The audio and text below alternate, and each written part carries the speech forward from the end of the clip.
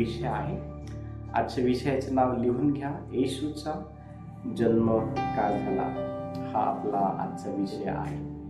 आणि आज आपण ह्या विषयामधून अनेक नवीन गोष्टी पवित्र शास्त्रातून येशूचा जन्म का झाला या संबंधात काय करणार आहोत, शिकणार आहोत. आणि हा विषय शिकत असताना तुम्हाला खऱ्या अर्थाने हे समजेल की येशूचा जन्म ह्या गोष्टींसाठी जे आहे झालेला आहे. आणि ज्या वेळेला तुम्हाला ह्या गोष्टी समजेल त्यावेळेला तुम्हाला आणखीन देवाविषयीच्या आत्मिक गोष्टींमध्ये वाढण्याकरता ह्या विषयाच्या साहाय्याने जे आहे ती मदत होणार आहे. आणि मग आजचा विषयाचा जो मुद्दा क्रमांक 1 आहे, आजच्या विषयाचा मुद्दा क्रमांक 1 तो लिहून घ्या. येशू आपल्या लोकांना त्यांच्या पापापासून तारण देण्यासाठी जन्माला आला. मुद्दा क्रमांक 1 लिहा. मुद्दा क्रमांक 1, येशू आपल्या लोकांना त्यांच्या पापापासून तारण देण्यासाठी जन्माला आला. हा मुद्दा क्रमांक 1 आहे.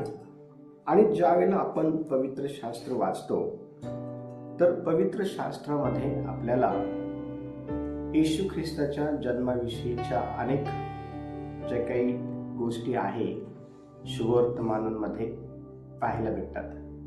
आणि ज्या वेळेला आपण येशूच्या जन्माविषयी पवित्र शास्त्रामध्ये नवीन कराराच्या 4 शुभवर्तमानांमध्ये पाहतो त्यावेळेला आपल्याला अतिशय स्पष्टपणे येशूचा जन्म का झाला या संबंधात आपण पहिला मुद्दा क्रमांक जो आहे तो बघित आहे तो पाहायला भेटतो.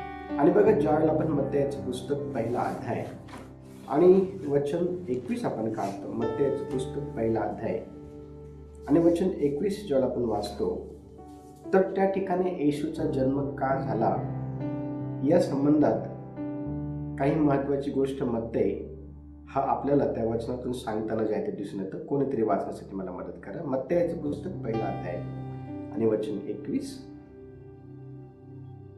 तिला पुत्र होईल आणि त्याचे नाव तू येशू ठेव, कारण तोच आपल्या प्रजेला त्याच्या पापांपासून तारेल. Very good. आता ह्या ठिकाणी आपण पाहतो की प्रभूचा दूत ज्याचं नाव गॅब्रिएल आहे तो बोलत आहे या ठिकाणी. आणि तो बोलत असताना वचन अतिशय स्पष्टपणे आपल्याला हे सांगतं की तो काय बोलत आहे. तो येशूच्या जन्माविषयीच्या ज्या काही गोष्टी आहे तो ह्या ठिकाणी बोलताना आपल्याला दिसून येत आहे. आणि तो कुणाबरोबर बोलत आहे तर आपल्याला त्याचं उत्तर वचन 20 मध्ये पाहायला भेटतं. बघा, वचन 20 वाचू आपण. वचन 20. असे विचार त्याच्या मनात घोळत असता पहा, प्रभूच्या दूताने त्याला स्वप्नात दर्शन देऊन म्हटले, योसेफा, दाविदाच्या पुत्रा, तू मरियेचा आपली पत्नी म्हणून स्वीकार करण्यास अनुमान करू नकोस, कारण तिच्या पोटी जो गर्भ आहे तो पवित्र आत्म्यापासून आहे. Very good.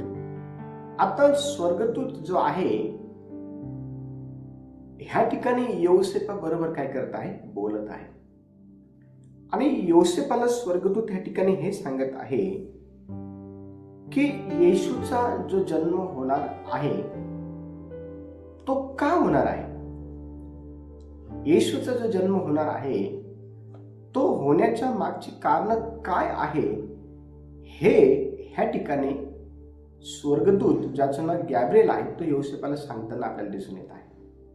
आणि वचन 21च्या ब भागामध्ये असं म्हणत आहे की तो आपल्या लोकांना त्यांच्या पापापासून काय करल, सोडवल. तो आपल्या लोकांना त्यांच्या पापापासून काय करल, तारल. येशूचा जन्म हा का झाला हे आपल्याला अतिशय स्पष्टपणे समजणं फार गरजेचं आहे. आणि हे जर आपल्याला समजलं तर आपल्याला इतर लोकांना देखील सांगण्याकरता जे आहे ते मदत होणार आहे. आता येशू ह्या जगामध्ये का आला तर त्याचं उत्तर आहे आपल्याला आपल्या पापामधून तारण्याकरता येशू ह्या जगामध्ये आला. आणि ज्या वेळेस आपण पवित्र शास्त्राचं अध्ययन अतिशय बारकाईने करतो त्यावेळेला पवित्र शास्त्रामध्ये आपल्याला असे लोक दिसून येतात की ज्यांचं तारण येशूने जाहीर केलेलं आपल्याला पाहायला भेटतं. आणि असे लोक हे आपल्याला अनेक मोठ्या प्रमाणामध्ये पवित्र शास्त्रामध्ये नवीन करार जे आहे ते दिसून येतात. आपण सर्वच उदाहरणं जे आहेत ते पाहणार नाही. एक उदाहरण आपण पाहणार आहोत. लूक याचा 19वा अध्याय आणि 8 ते 9 वचन आपण वाचणार आहोत. आणि ह्या ठिकाणी एका व्यक्तीचा त्याच्या परिवारासह जे आहे उद्धार झालेला आहे. एका व्यक्तीचं त्याच्या परिवारासह तारण जे आहे ते झालेलं आहे. आणि तो व्यक्ती कोण आहे आणि कुणामुळे त्याचं तारण झालं हे आपण बघणार आहोत. कोणीतरी 19वा अध्याय 8 आणि 9 वचन वाचा. तेव्हा जक्कई उभा राहून प्रभूला म्हणाला, प्रभूजी पहा, मी आपले अर्धे द्रव्य दारिद्र्यास देतो आणि मी अन्यायाने कोणाचे काही घेतले असेल तर ते चौपट परत करतो. येशूने त्याला म्हटले, आज ह्या घराला तारण प्राप्त झाले आहे, कारण हाही अब्राहमाचा पुत्र आहे. Very good. बघा, येशू ह्या ठिकाणी स्वतः जक्कई आणि त्याच्या घराला मिळालेलं जे काही तारण आहे त्या संबंधात सांगताना ह्या ठिकाणी आपल्याला दिसून येत आहे. आणि जकयाचं तारण झालं, जकयामध्ये बदल झाला हे आपल्याला कसं समजून येतं तर जक्कई स्वतः ह्या ठिकाणी येशूला वचन 8 मध्ये हे सांगत आहे की मी आपलं जे द्रव्य आहे ते मी गरिबांना देतो आणि कुणाचे काही अन्यायाने घेतलं असेल तर मी ते 4 पट देतो. आता ज्या वेळेला एखाद्या पापी व्यक्तीचा सामना हा देवाबरोबर होतो त्यावेळेला त्या पापी व्यक्तीला त्याच्या जीवनामध्ये त्याने देवाच्या विरोधामध्ये केलेलं जे काही पाप आहे, लक्ष द्या, त्याची जाणीव त्याला होती. त्या पापाची खरी जी काही जाणीव आहे ती त्या व्यक्तीला होती आणि त्या पापातून बाहेर निघण्याकरता किंवा त्या व्यक्तीच्या जीवनामध्ये बदल व्हावा यासाठी देवाचा पुत्र प्रभू येशू हा ह्या जगामध्ये जन्माला आलेला आहे. आणि त्याने जक्कई नावाच्या व्यक्तीच्या जीवनामध्ये, त्याच्या परिवारामध्ये राहणाऱ्या त्याच्या लोकांच्या जीवनामध्ये आपण पाहतो की त्यांचं जे काही तारण आहे ते त्यांनी घडून आणलं. त्यांचं जे काही जीवन आहे ते त्यांनी बदललं. लक्ष द्या, येशू ह्या जगामध्ये कुणाचाही धर्म बदलण्यासाठी आला नाही. येशू ह्या जगामध्ये लोकांचं जीवन बदलण्यासाठी आला. येशू ह्या जगामध्ये लोकांचं जीवन बदलण्यासाठी आला. आणि ह्या ठिकाणी आपण काय पाहतो, जक्कयाचं जीवन परिवारासह येशूने बदललं. ह्या ठिकाणी जक्कई स्वतः ती साक्ष देत आहे की प्रभूजी, मी आपलं अर्ध जे द्रव्य आहे ते गरिबांना देतो. त्याच्यामध्ये अगोदर गरिबांना देण्याचा स्वभाव नव्हता. त्याच्यामध्ये गरिबांवरती प्रेम करण्याचा स्वभाव नव्हता. गरीब लोकांची जाणीव करण्याचा स्वभाव त्याच्यामध्ये नव्हता. त्याच्यामध्ये कोणता स्वभाव होता तर 8 वचनाच्या ब भागाच्या मधोमध तो स्वभाव आपल्याला दिसून येतो. तो लोकांवरती अन्याय करणारा होता. अन्यायाने लोकांची लुटमार करणारा होता. अन्यायाने लोकांना जे आहे ना तो त्या ठिकाणी आपण पाहतो की मोठ्या प्रमाणात त्रास देणारा होता. पण ज्या वेळेला त्याचं आणि येशूचं संभाषण झालं, ज्या वेळेला तो येशूच्या आपण पाहतो की कॉन्टॅक्टमध्ये तो आला, सहभागितेमध्ये आला, त्यावेळेला त्याला कळालं की तो किती चुकीचं, देवाला न आवडणारं असं जीवन जगत होता. आणि ज्या वेळेला देवाबरोबर त्याची भेट झाली, येशू बरोबर ज्या वेळेला त्याची भेट झाली, त्याच्या परिवारातल्या लोकांची भेट झाली, वचन अतिशय स्पष्टपणे सांगतं की त्या ठिकाणी त्याचं जीवन जे आहे येशूने बदललं. लक्ष द्या, आज अनेक लोकांचं जीवन येशू बदलत आहे. आज देखील अनेक लोकांचं जीवन जे आहे येशू बदलत आहे. येशू हा ह्या जगामध्ये लोकांना त्यांच्या पापातून सोडवण्यासाठी आला, लोकांचं तारण व्हावं म्हणून येशू ह्या जगामध्ये आला. येशू ह्या जगामध्ये कुणाचाही धर्म बदलण्यासाठी आला नाही. येशू ह्या जगामध्ये जीवन बदलण्यासाठी आला आणि त्याने जक्कयाचं जीवन बदललं.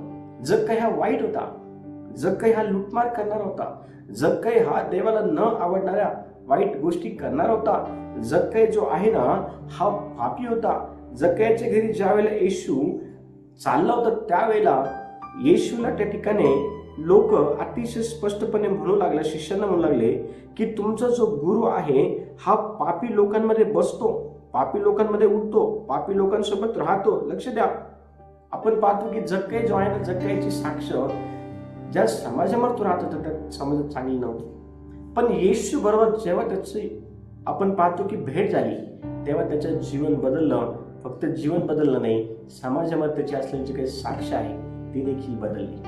येशू या जगामध्ये का आला? वचन सांगतं येशू ह्या जगामध्ये पापी लोकांना त्यांच्या पापातून तारण्यासाठी आलेला आहे. हे आपल्याला समजणं गरजेचं आहे. दुसरा मुद्दा क्रमांक 2 लिहा. येशू ह्या जगामध्ये का आला? मुद्दा क्रमांक 2, हरवलेल्यांना शोधून वाचवण्यासाठी येशू ह्या जगामध्ये आला. मुद्दा क्रमांक 2 लिहा. जे लोक हरवलेले आहेत त्यांना शोधण्यासाठी आणि त्यांना वाचवण्यासाठी येशू ह्या जगामध्ये जन्माला आला. आणि बघा वचन काय सांगत आहे, लूका सुवर्तमान 19 अध्याय आणि वचन 10 कोणीतरी वाचा. कारण मनुष्याचा पुत्र हरवलेले शोधण्यास व तारण्यास आला आहे. Very good. कारण मनुष्याचा पुत्र ज्याचं नाव येशू आहे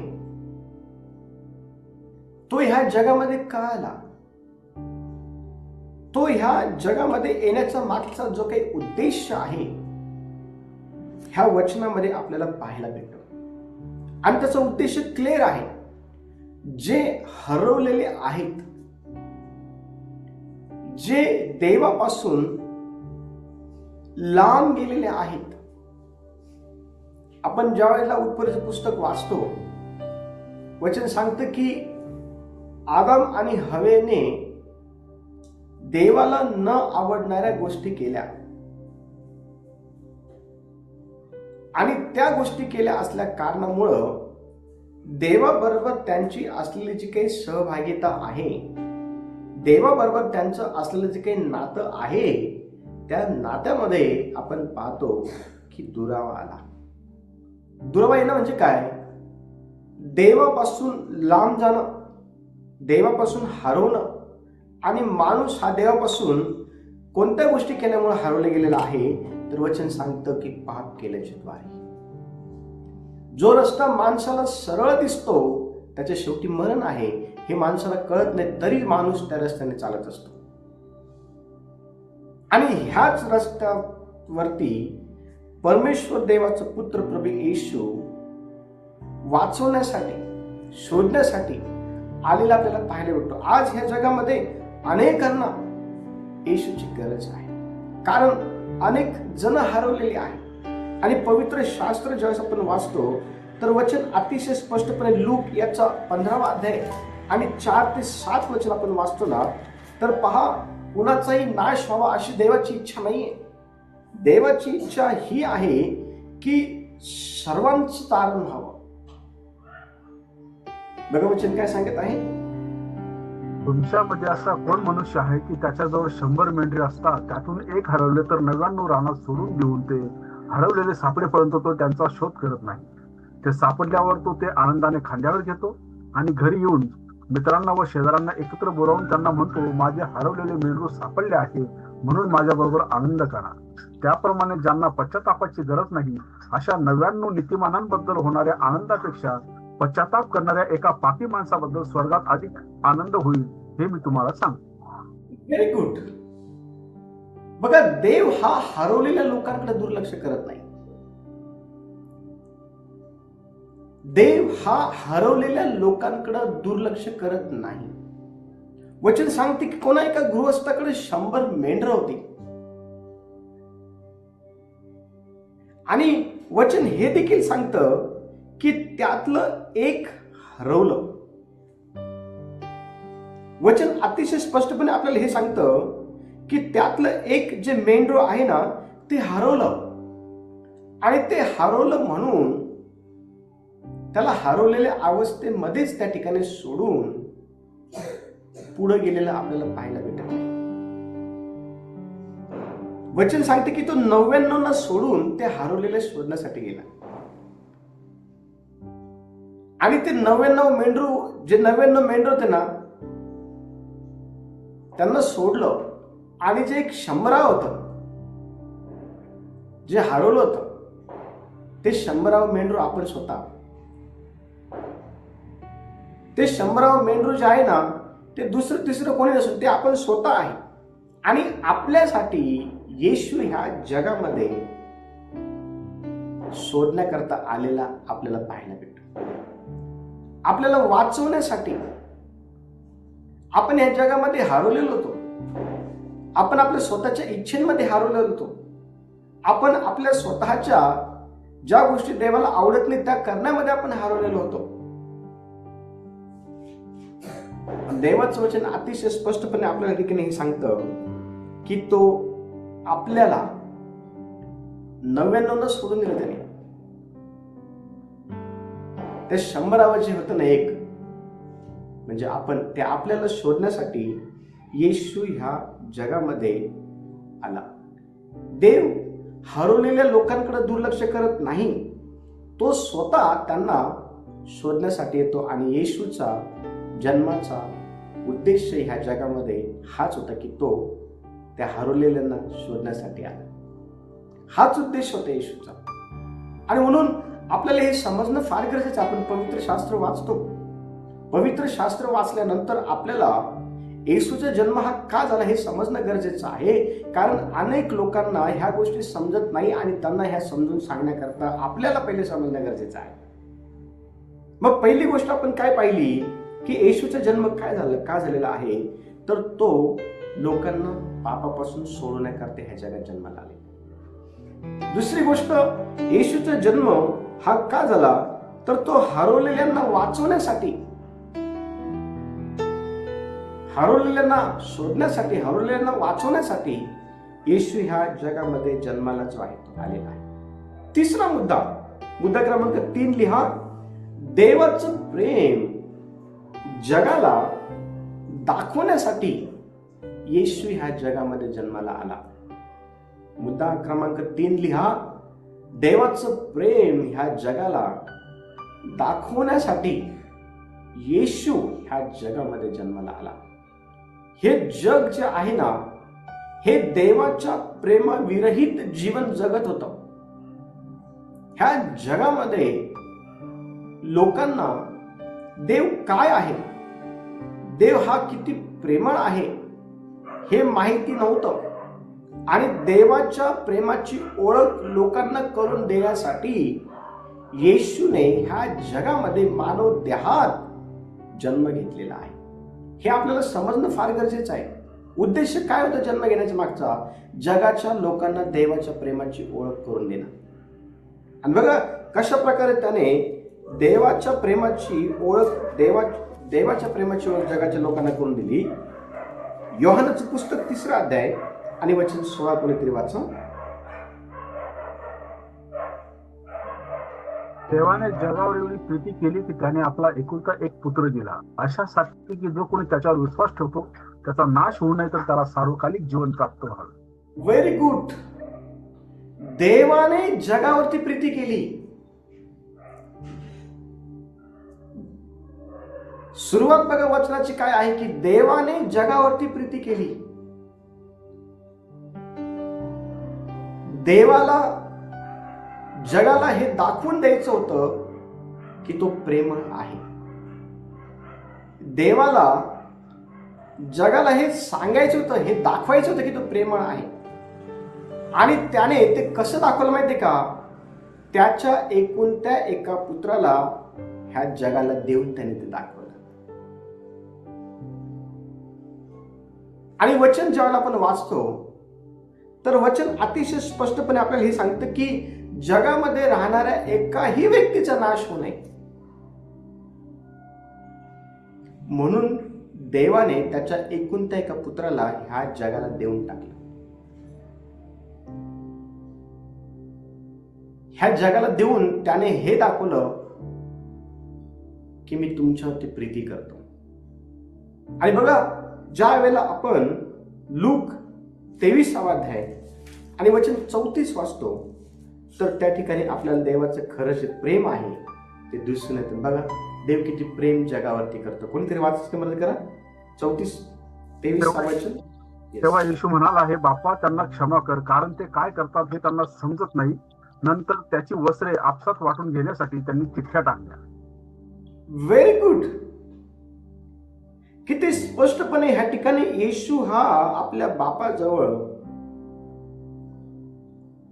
प्रार्थना करताना दिसून येतो. कोणत्या अवस्थेमध्ये आहे येशू ह्या ठिकाणी? तो क्रूसावरती आहे, तो यातना भोगत आहे. येशू हा मृत्यूच्या अतिशय जवळ येऊन ठेपलेला आहे. इतक्या भयानक यातना त्याला त्या वधस्तंभावरती देण्यात आल्या असताना देखील त्याच्या मनातून काय निघत आहे बाहेर? क्षमा. त्याच्या मनातून बाहेर काय निघत आहे? प्रेम. लक्ष द्या, येशूचा जन्म म्हणजे देवाचं प्रेम फक्त शब्दात नाही तर ते कृतीतून प्रगट होतं. आणि ती कृती आपल्याला त्या वधस्तंभावरती येशूच्या मरणातून दिसून येते. म्हणजे देवाने आपल्याकरता त्याचा स्वतःचा पुत्र एकुलता एक राखून न ठेवता त्याने तो आपल्याकरता देऊन टाकला. आणि म्हणून तो यशायाच्या पुस्तकाच्या 53व्या अध्यायाच्या 4थ्या वचनामध्ये अतिशय स्पष्टपणे लिहिण्यात आलेला आहे. पहा, यशायाचं पुस्तक 53वा अध्याय आणि वचन 4 काय म्हणते पहा त्या ठिकाणी.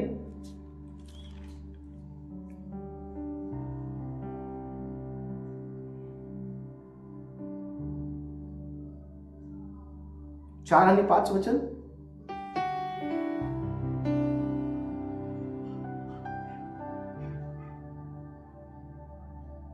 रेफरन्स परत द्या बरं. यशायाचे पुस्तक 53वा अध्याय 4 आणि 5 वचन.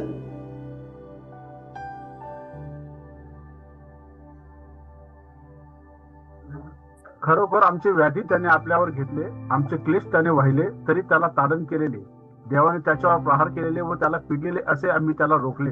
लेखिले, खरे पाहिले असता तो आमच्या अपराधांमुळे घाण झाला, आमच्या दुष्कर्मामुळे ठेचला गेला, आणि आम्हाला शांती देणाऱ्याची शिक्षा त्याला झाली. त्याला बसलेल्या फटक्यांनी आम्हाला आरोग्य प्राप्त झाले.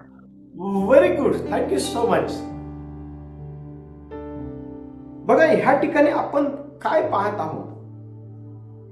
येशू हा कुणाच्या दुष्कर्मामुळं, कुणाच्या पापामुळं, कुणाच्या चुकीमुळं? वचन सांगत आहे, खरं पाहिलं असता तो माझ्या पापामुळं, माझ्या अपराधामुळं, माझ्या चुकीमुळं, माझ्या वाईट गोष्टींमुळं, माझ्या दुष्कर्मामुळं त्या वधस्तंभावरती तो मरण पावला. आणि तो जर नसता मेला तर त्या ठिकाणी आपण असतो. त्याने जर आपल्यासाठी ते दुःख सहन केलं नसतं तर आज आपल्याला विपुल जीवन मिळालं नसतं, आज आपलं तारण झालं नसतं. आपण आज देखील त्याच वाईट गोष्टी करत बसलो असतो ज्या पूर्वी करत होतो देव माहिती होण्याच्या अगोदर. येशू हा देव आहे हे माहिती होण्या अगोदर आपलं जीवन जसं वाईट होतं ना, तसंच आज देखील तसंच वाईट असतं आपलं जीवन.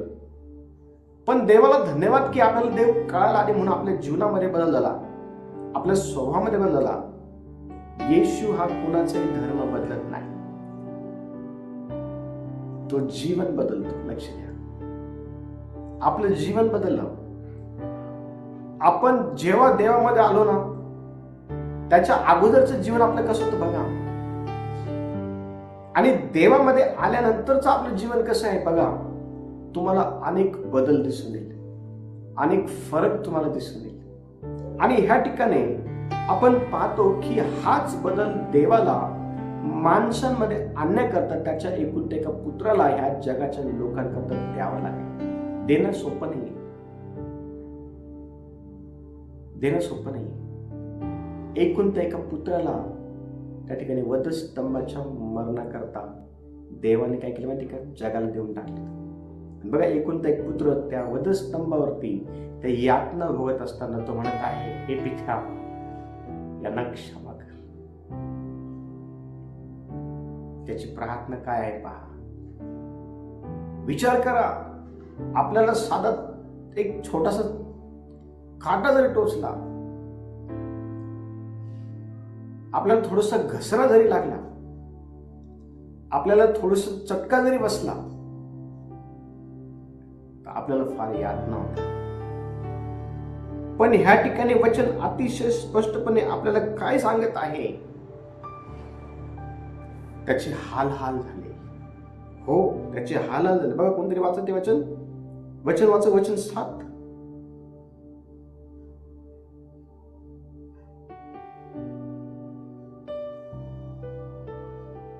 त्रेपन्नावा अध्याय वचन 7 पहा.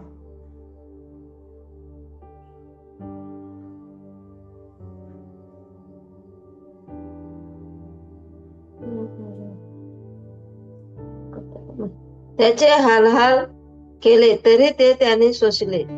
आपले तोंड सुद्धा उघडले नाही. वधावयास नेत असलेल्या कोकराप्रमाणे लोकर कातरणाऱ्या पुढे गप्प राहणाऱ्या मेंढराप्रमाणे तो गप्प राहिला. त्याने आपले तोंड उघडले नाही. त्याने आपलं तोंड सुद्धा उघडलं नाही. त्याने जर उघडलं असतं तर त्याला वधस्तंभावर देणारे लोक राहिले नसते, तर आपण पण नसतं राहिलं. पण तुम्हाला माहिती का, तो शांत बसला. त्याचे हाल झाले तरी त्याने ते सोसले. त्याने आपलं तोंड सुद्धा उघडलं नाही. त्याने एकाच गोष्टीसाठी आपलं तोंड उघडलं, ते म्हणजे, हे बापा, यांना क्षमा कर, कारण हे काय करतात यांना माहिती नाही, यांना कळत नाही. का? येशूचा जन्म का झाला? देवाचं प्रेम ह्या जगाला दाखवण्यासाठी. आज देखील 2000 वर्ष होऊन लोटले. 2000 वर्षापूर्वी येशू या जगामध्ये आला. तेव्हापासून तर आतापर्यंत ते प्रेम देव करत आहे. काय म्हणतो गीतकार? म्हणतो, गहराई मिले सागर की, ऊंचाई मिले आसमां की, पर कोई नाप न सका गहराई तेरे प्यार की. देव आपल्यावर फार प्रेम करतो.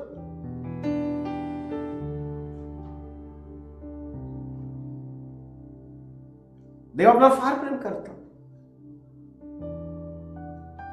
जन्म देणारी आई, दूध पाजणारी आई आपल्या लेकराला विसरत, पण तो म्हणतो, मी तुम्हाला विसरणार नाही. माझ्या मुलांनो, माझ्या मुलींनो, मी तुम्हाला विसरणार नाही. ह्या ठिकाणी आपण काय पाहतो? वचन सांगतं की जगाला देवाचं प्रेम दाखवण्यासाठी येशूचा जन्म झाला. हे आपल्याला समजणं फार गरजेचं आहे. चौथा मुद्दा क्रमांक 4 लिहा. अंधारात प्रकाश आणण्यासाठी येशूचा जन्म झाला. मुद्दा क्रमांक 4 लिहा. अंधारामध्ये प्रकाश आणण्यासाठी येशूचा जन्म झाला. आज अनेक लोक अंधारामध्ये आहेत. त्यांना प्रकाशामध्ये आणायचं आहे आणि त्यांना प्रकाशामध्ये आणण्याकरता देवाने त्याच्या एकुलत्या एका पुत्राला ह्या जगामध्ये जन्माला घातला. आणि बघा वचन काय सांगत आहे. यशायाचं पुस्तक 9 अध्याय आणि वचन 2 पहा. यशायाचं पुस्तक 9 अध्याय आणि वचन 2 काय म्हणत आहे?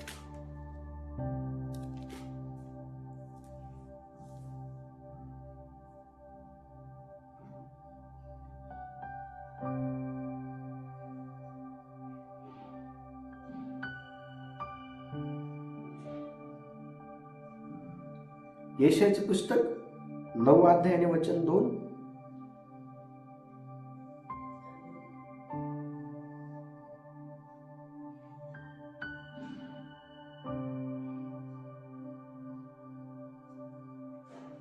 कुणाला भेटला चर्च?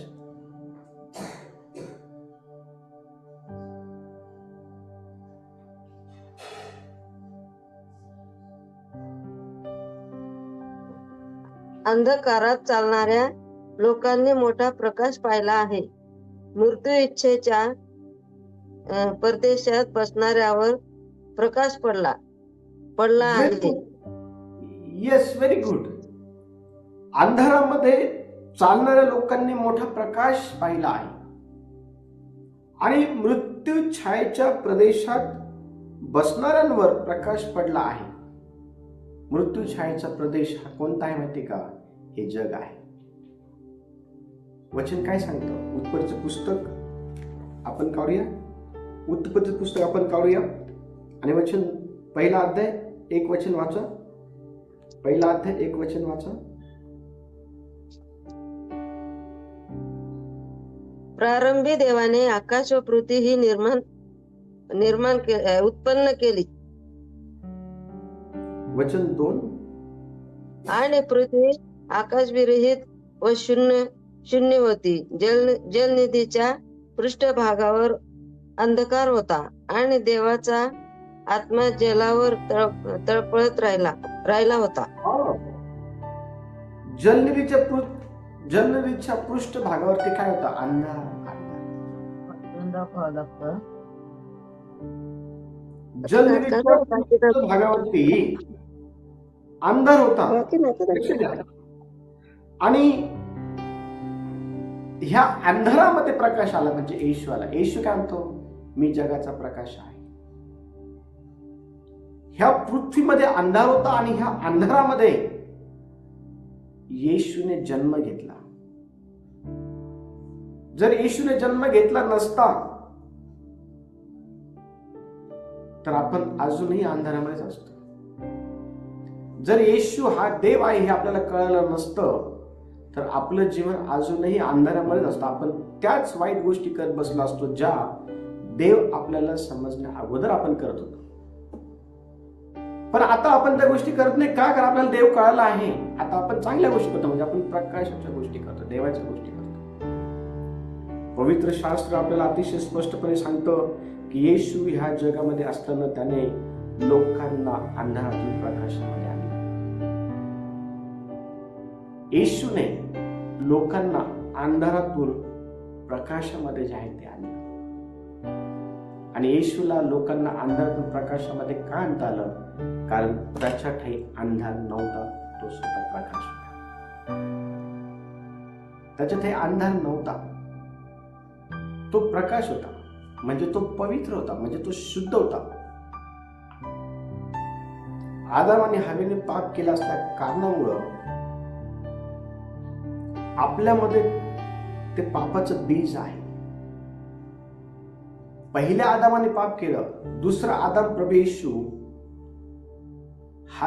हा जिवंत करणारा आदाम होता.